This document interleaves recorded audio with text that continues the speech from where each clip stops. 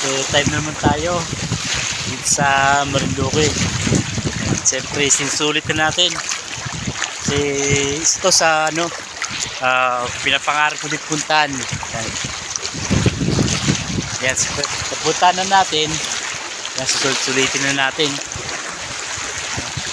Solo flight nga pala tayo dito, no? Kasi sila bising. Kasi birthday ng anak ko, yan. Shoutout sa'yo, anak.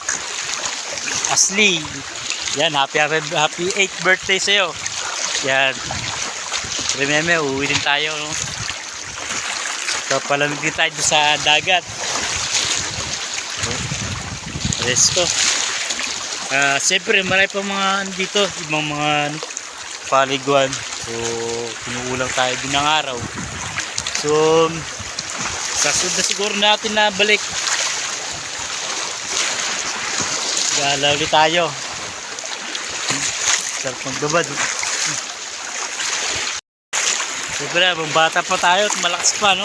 Gawin natin mga gusto natin sa buhay. Yan. Adventure rin tayo. Hindi naman lagi. Pag may time lang tayo, hindi naman lagi puro trabaho na lang tayo, diba? So mag-relax din tayo. Kaya ako, ini-enjoy ko na lang muna buhay ko. Mabang malakas ba't bata pa, no? Kung tayo matanda na, sana hindi tayo makakagala-gala. First time nga natin dito pumunta sa Marinduque. Grabe. Naikot na rin pala natin to, no? Yung buong Marinduque.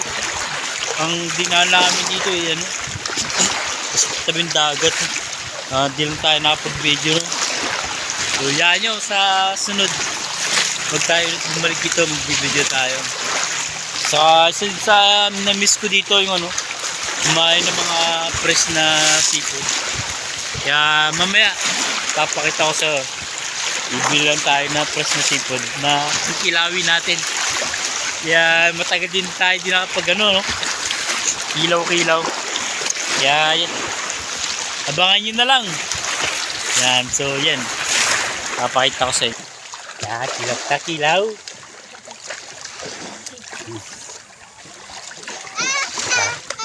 Yes, yung sit.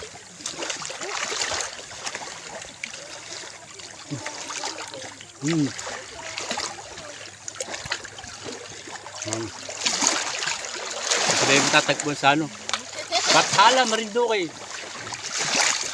Tanghala, Marinduque. Tanghala? Marinduque. Anak mo. Ay. Nasaan na namin?